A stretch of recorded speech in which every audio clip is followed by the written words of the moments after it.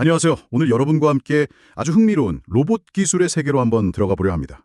로봇이 사람 시연 보고 그대로 따라하는 거, 모방 학습이라고 하죠. 참 신기한데요. 근데 문득 이런 생각 안 해보셨어요? 로봇이 배운 대로 하되 시연에서 본 것보다 훨씬 더 빠르게 움직이게 할 순 없을까?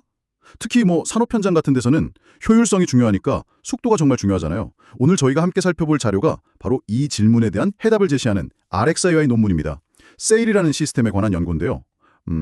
로봇 동작 속도를 높이는 게 왜 생각보다 복잡한 문제인지, 그리고 세일은 이 난관을 어떻게 헤쳐나가는지 그 핵심 원리를 좀 깊이 있게 파헤쳐 보겠습니다. 네, 아주 흥미로운 주제죠.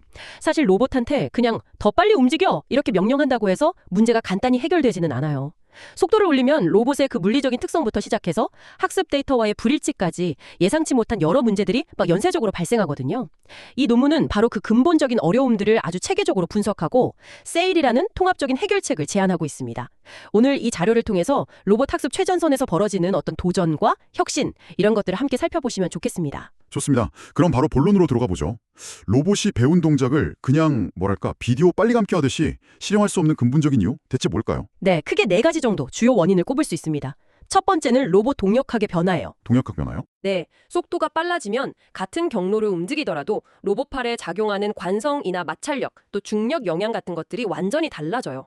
그래서 원래 시연에서 의도했던 경로를 정확히 따라가지 못하고 오차가 커지는 거죠. 이걸 추적 오류, 트래킹 에러라고 부릅니다. 이 오류가 증가하게 돼요. 마치 자동차 운전할 때 천천히 갈 때랑 고속으로 달릴 때 핸들링이나 제동 느낌이 확 다른 거랑 비슷하군요. 정확합니다. 로봇도 결국 물리법칙 안에서 움직이니까요. 속도에 따라 움직임의 성격 자체가 변하는 거죠. 네네. 또 다른 어려움은 뭔가요? 두 번째는 더 심각할 수 있는 분포 이동, 디스트리뷰션 시프트 문제입니다. 이게 뭐냐면요. 모방학습은 기본적으로 시연 데이터, 그러니까 상대적으로 느린 속도에서 수집된 로봇 상태나 센서 값들을 기반으로 학습을 하잖아요. 이런 상황에선 이렇게 행동해라, 이걸 배우는 거죠. 그런데 실행 속도를 확 높이면 로봇은 학습 데이터에서는 한 번도 경험해보지 못한 새로운 상태, 이걸 전문 용어로 분포 외 상태, out of distribution, OD state라고 하는데 이런 상태에 놓일 가능성이 커져요. 학습 과정에서는 겪어보지 못한 되게 낯선 상황에 처하게 된다는 거군요. 마치 연습 때는 천천히 하던 동작을 갑자기 실전에서 빠르게 하려니까 막 실수 나오고 그러는 것처럼요. 네, 맞습니다. 바로 그거예요. 낯선 상태에서는 학습된 정책이 잘못된 행동을 예측할 위험이 높아지고요. 이런 작은 오류들이 계속 쌓이다 보면 결국 임무 실패로 이어질 수 있습니다. 그리고 세 번째 문제는 시간적 불일치, 템포럴 인컨시스턴시예요. 시간적 불일치요? 그건 또 뭔가요? 디퓨전 폴리시 같은 최신 모방학습 정책들을 보면 한 번 추론할 때 짧은 시간 동안에 연속된 행동 궤적, 이걸 액션 청크라고 하는데 이걸 예측하거든요. 그런데 속도가 빨라지면 이전에 예측했던 궤적의 마지막 부분이랑 새로 예측된 궤적의 시작 부분이 매끄럽게 이어지지가 않는 거예요. 좀 덜컥거리는 저키 움직임이 나타날 수 있습니다. 연결이 부자연스러워지는 거죠. 동작이 부드럽지 못하게 되는 거군요. 그렇죠. 그리고 마지막으로 현실적인 제약 두 가지인데요. 시스템 지연, 시스템 레이턴시 하고 작업 정밀도, 태스크 프리시전 요구사항입니다. 로봇이 센서로 주변 보고 정책이 다음 행동 계산하고 그 명령이 실제 로봇팔에 전달돼서 움직이기까지는 이게 아주 미세하지만 분명히 지연 시간이 존재하거든요. 네, 그렇죠. 무작정 속도를 높이면 이 지연 시간 때문에 문제가 생길 수 있고요. 또 물건을 아주 섬세하게 짚거나 정확한 위치에 놓거나 하는 이런 작업의 특정 구간에서는 성공률을 높이려면 의도적으로 속도를 늦춰야만 해요. 모든 구간을 다 똑같이 빠르게 할 수는 없는 거군요. 맞습니다. 정밀도가 중요할 땐 천천히 가야죠. 로봇 동역학 변화, 분포 이동, 시간적 불일치, 시스템 지연이랑 정밀도 요구까지. 와, 정말 여러 문제가 복잡하게 얽혀 있네요. 그럼 세일은 이 복합적인 문제들을 어떻게 해결하는 건가요? 여기서부터 정말 흥미로워지는데요. 네, 세일은 이 문제를 어떤 단편적인 알고리즘 개선 이걸로만 보지 않고요. 풀스택 접근법으로 해결합니다. 풀스택이요? 네, 그러니까 모방학습 정책 자체의 설계부터 시작해서 로봇을 실제로 제어하는 시스템 레벨까지 문제 해결에 필요한 모든 요소를 통합적으로 다루는 거죠. 크게 네 가지의 핵심 구성 요소로 이루어져 있습니다. 네 가지 핵심 요소 궁금하네요. 첫 번째는 뭔가요? 첫 번째는 오류 적응형 안내, EA주라고 부릅니다. 이건 이제 정책 레벨에서 작동하는 기술인데요. 아까 말씀드린 덜컥거리는 움직임, 즉 시간적 불일치 문제를 완화하는 데 중점을 둬요. 이게 최신 생성 모델에서 조건부 생성을 유도할 때 쓰는 Classifier Free Guidance, CFG라는 기법을 기반으로 하는데요. CF죠. 네, EAG는 여기에 오류 적응형이라는 아이디어를 더한 겁니다. 구체적으로는 로봇이 목표 경로를 얼마나 잘 따라가고 있는지, 그러니까 현재의 추적 오류, 트래킹 에러, 이를 실시간으로 재는 거예요. 그래서 만약에 오류가 작다 그러면 로봇이 비교적 안정적인 상태에 있다고 보고 CFG의 영향력, 이걸 가이던스 웨이트라고 하는데 이걸 강하게 줘서 부드럽고 일관된 움직임을 만들어요. 반대로 오류가 크다. 이러면 로봇이 좀 예측하기 어려운 상태, OOD 상태에 빠졌다고 판단하는 거죠. 그래서 CFG 영향력을 약하게 하거나 아예 0으로 만들어서 잘못된 방향으로 이끄는 걸 막습니다. 와, 똑똑한데요. 로봇의 현재 상태를 실시간으로 피드백받아서 제어 방식을 능동적으로 조절한다니 되게 유연하게 대처하는 거네요. 그렇습니다. 두 번째 요소는 시스템 레벨에서 접근하는 건데요. Controller Invariant Action Target이라는 겁니다. 혹시 이런 생각 해보신 적 있으세요? 로봇이 시연자의 명령을 그대로 배우는 것보다 실현 중에 로봇이 실제로 움직였던 그 궤적을 배우는 게 더 안정적이지 않을까 하는 거예요. 오, 그럴 수 있겠네요. 실제 로봇이 물리적으로 달성했던 움직임이니까 더 현실적이고 어떻게 보면 예측하기도 더 쉬운 목표가 될 수도 있겠군요. 바로 그 점에 차가 난 겁니다. 기존의 많은 모방학습은 원격 조종, 텔레오퍼레이션 할 때 시연자가 내린 명령 자세, Commanded Pose, XT를 로봇이 예측하도록 학습시켰거든요. 근데 이 명령 자세라는 게 때로는 로봇이 물리적으로 완벽히 따라갈 수 없기도 하고 또 시연에 사용된 특정 조종 장치, 즉 텔레오퍼레이션 컨트롤러, K-텔레업의 특성이 영향을 받아요. 예를 들면 부드러운 조작감을 위해 제어 게인을 낮게 설정했다거나 하는 식으로요.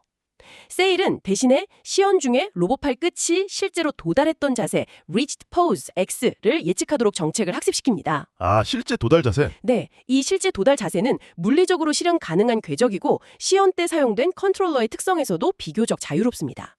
이렇게 안정적인 실제 도달 자세를 예측하는 정책을 학습시킨 다음에 실제 로봇을 구동할 때는 속도나 추종 성능이 훨씬 뛰어난 별도의 고성능 추적 컨트롤러, Execution Controller KE를 사용하는 거죠. 아하. 이렇게 하면 시연 환경이랑 실제 실행 환경 간의 컨트롤러 차이에서 발생하는 분포 이동 문제를 크게 완화할 수 있습니다. 그러니까 학습 목표 자체를 바꿔서 안정성을 높이고 실행할 때는 또 거기에 최적화된 컨트롤러를 따로 쓴다는 거군요. 와, 아까 정밀한 작업 구간에서는 속도를 늦춰야 한다고 하셨는데 그건 어떻게 처리하죠?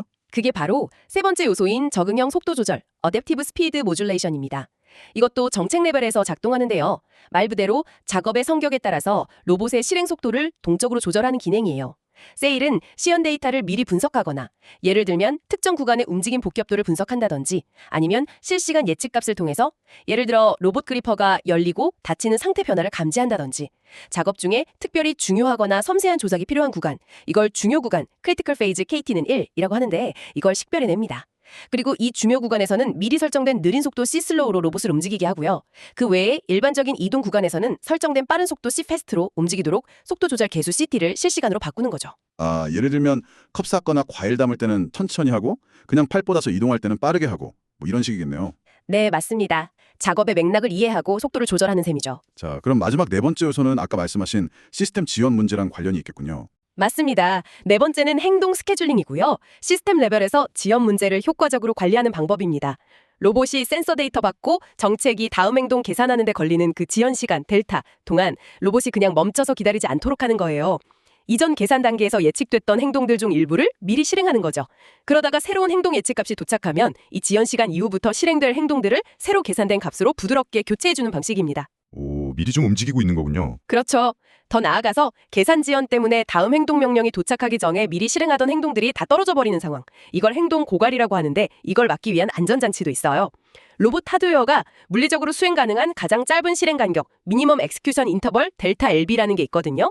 이걸 고려해서 아무리 속도를 높이더라도 실제 명령 실행 간격 델타 T가 이 최소 시간보다는 짧아지지 않도록 제어합니다. 아, 너무 빨라서 시스템이 못 따라가는 걸 막는 거군요. 네, 단단히 말하면 시스템 지연 시간 동안 로봇이 멈추거나 혹은 너무 빠른 명령 때문에 로봇 시스템이 감당하지 못하는 상황을 방지하는 아주 영리한 스케줄링 기법이라고 할 수 있죠. 결국 세일의 핵심 통찰은 이 속도 향상 문제를 단순히 제어 알고리즘 하나만 바꿔서 풀 수 있는 게 아니라는 점을 명확히 한 거예요. 학습 데이터의 본질, 실제 도달 자세 학습부터 실시간 로봇 상태 피드백 EAG, 작업의 의미론적 이해, 적응형 속도 조절, 그리고 시스템 지연이라는 현실적인 문제, 행동 스케줄링까지 이 모든 걸 통합적으로 최적화해야만 진짜 돌파구를 찾을 수 있다는 거죠. 와, 정말 다각적인 접근이네요. 정책 학습부터 시스템 제어까지 모든 단계를 다 아우르는군요.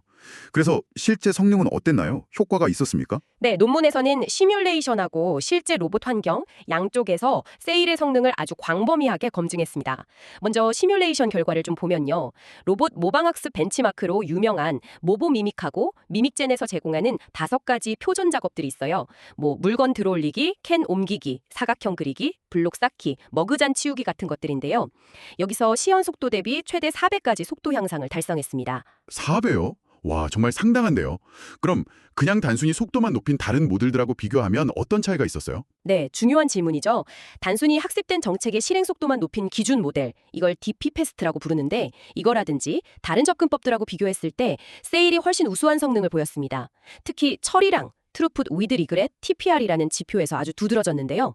TPR은 단순히 작업 성공 시간만 보는 게 아니고요. 실패했을 경우에 소요되는 시간까지 고려해서 얼마나 효율적으로 작업을 완료하는지를 측정하는 지표거든요. 아, 실패했을 때 버리는 시간까지 감안하는 거군요. 맞습니다. 세일은 속도를 높이면서도 실패율을 낮게 유지해서 다른 모델들보다 월등히 높은 TPR 값을 기록했어요. 그러니까 단순히 빠르기만 한 게 아니라 안정적으로 빠르게 작업을 수행한다는 의미죠. 그럼 그 세일을 구성하는 4가지 요소들, 각각의 기여도도 혹시 확인했나요? 네, 구성 요소 제거 실험 에이블레이션 스터디도 했는데요. 그걸 통해서 4가지 핵심 요소, 그러니까 EAG, 컨트롤러 불변 목표 예측, 적응형 속도 조절, 행동 스케줄링, 이 4가지가 모두 성능 향상에 중요하다는 걸 밝혔습니다. 예를 들어서 EAG를 제거하면 움직임이 좀 덜 부드러워지고 특정 작업에서는 성공률이 눈에 띄게 감소했어요. 또 실제 도달 자세 대신에 기존 방식처럼 명령 자세를 학습 목표로 사용하니까 분포 이동 문제 때문에 성공률이 크게 떨어졌고요. 적응형 속도 조절 기능을 빼니까 정밀함이 요구되는 작업 구간에서 실패율이 증가했습니다. 아, 4가지가 다 필요했군요. 네, 각 요소가 서로 보완적으로 작용하면서 전체 성능을 끌어올린다는 걸 확인한 셈입니다. 시뮬레이션 결과가 정말 인상적이네요. 그렇다면 실제 로봇에서는 어땠을까요? 현실 세계의 여러 변수들 속에서도 잘 작동했는지 궁금한데요. 실제 로봇 실험 결과도 아주 긍정적이었습니다. 연구팀이 2종류의 상용 로봇팔, 그러니까 프랭카 에미카 판다하고 양팔 로봇인 UR5를 사용해서 실험을 했어요. 작업들도 꽤 복잡하고 실용적인 것들이었는데요. 컵 쌓기, 보드 닦기, 반죽 펴기 같은 베이킹 작업, 옷 깨기, 과일 바구니 채우기, 닭고기 포장하기, 심지어 양팔로 물건 서빙하기까지 총 7가지 작업을 수행했습니다. 와, 정말 다양한 작업들을 했네요. 네, 이 실제 로봇 실험에서도 세일은 시연 대비 최대 3.2배의 속도 향상을 달성했고요. 대부분의 작업에서 기존 모델인 DP 패스트보다 높은 처리량, TPR하고 또 시연 대비 속도 향상률, Speed Up Over Demonstration, SOD를 보여주었습니다. SOD는 말 그대로 시연 대비 얼마나 빨라졌는지를 나타내는 지표죠. 기존 모델 DP 패스트가 고속으로 실행할 때 겪던 문제들을 세일은 구체적으로 어떻게 개선한 건가요? 네, DP 패스트는 속도를 높였을 때 여러 가지 좀 전형적인 실패들을 겪었어요. 예를 들면 물체를 부정확하게 잡거나 놓치는 경우. 아, 잡다가 떨어뜨리거나. 네, 아니면 경로 추종 오류가 너무 커져서 주변 환경하고 충돌하는 경우도 있었고요. 또 아까 말한 벌컥거리는 움직임 때문에 잡고 있던 물체를 떨어뜨리는 경우도 있었고, 혹은 계산 지연 때문에 로봇이 잠시 멈칫거리는 그런 현상들도 있었죠. 세일은 EAG를 통해서 움직임을 부드럽게 만들고 컨트롤러 불변 목표 학습과 고성능 추적 컨트롤러로 추종 정확도를 높이고 적응형 속도 조절로 섬세한 조작 시의 실패를 줄이고 또 행동 스케줄링으로 지연 문제를 완화함으로써 이런 실패 사례들을 효과적으로 줄였습니다. 특히 그 양팔 서빙 작업에서는 세일이 훨씬 안정적이고 부드러운 궤적을 만들어냈어요. 그래서 DP 패스트 대비 무려 5.4배나 높은 처리량 그리고 1.8배 높은 성공률을 달성하는 아주 놀라운 결과를 보였습니다. 와, 5.4배 높은 처리량이라니 정말 인상적인 결과네요. 혹시 세일에도 좀 한계점이라 개선의 여지 같은 게 발견되었나요? 네, 물론 완벽한 기술은 없으니까요. 세일에도 한계는 있었습니다. 특히 보드 닦기, 와이핑 보드 작업에서는 세일의 성능이 DP 패스트보다 약간 저조한 결과가 나왔어요. 아, 보드 닦기에서는요? 왜 그랬을까요? 예, 연구진은 이게 고속으로 움직이면서 보드 표면하고 계속 접촉해야 하는 상황, 이걸 접촉이 많은 상호작용이라고 하는데 이런 상황에서 발생하는 복잡한 동력학 변화에 세일이 사용하는 고성능 추적 컨트롤러가 완벽하게 적응하지 못했기 때문일 수 있다고 분석했습니다. 즉, 로봇 자체의 동력학 변화는 세일이 잘 다루지만 외부 물체와의 지속적인 상호작용으로 인해서 발생하는 예측하기 어려운 동력학 변화까지 완벽하게 처리하는 데는 아직 좀 도전 과제가 남아있다는 점을 시사하는 거죠. 그렇군요. 접촉이 많은 작업은 또 다른 어려움이 있군요. 오늘 저희는 로봇이 배운 동작을 시험보다 훨씬 빠르게 수행하도록 만드는 세일 기술에 대해서 정말 깊이 있게 탐구해봤습니다. 단순히 속도만 높이는 게 아니라 그 과정에서 발생하는 여러 물리적, 데이터적, 시스템적 문제들을 다각적으로 해결하려는 그 통합적인 접근 방식이 정말 인상 깊었습니다. 네, 핵심은 로봇의 물리적 한계, 또 학습 데이터의 본질, 실시간 피드백의 중요성, 작업의 맥락 이해, 그리고 시스템 지연이라는 현실적인 제약까지 어느 하나 놓치지 않고 전체 시스템 관점에서 최적화를 추구했다는 점인 것 같아요. 특히 그 실제로 도달한 자세를 학습하고 실시간 오류에 따라서 유연하게 대처하는 EAG, 또 작업 상황에 맞게 속도를 조절하는 아이디어 같은 것들은 앞으로 로봇 학습 분야에 많은 영감을 줄 것 같습니다. 네, 오늘 이야기를 통해 로봇 기술이 어떻게 현실의 제약을 극복하면서 발전하고 있는지 그 흥미로운 단면을 여러분께서도 엿보셨을 길 바랍니다. 자, 그럼 마지막으로 저희가 함께 고민해볼 만한 질문을 하나 던져볼까요? 네, 좋습니다. 세일은 시연 환경과 실행 환경 간의 속도 차이라는 특정 불일치에 초점을 맞춰서 로봇의 적응 능력을 높였잖아요. 그렇다면 속도 외에 다른 종류의 불일치, 예를 들어서 시연 때 사용된 물체하고 실제 작업 대상 물체의 무게나 질감, 마찰력이 달라지는 경우도 있을 거고요.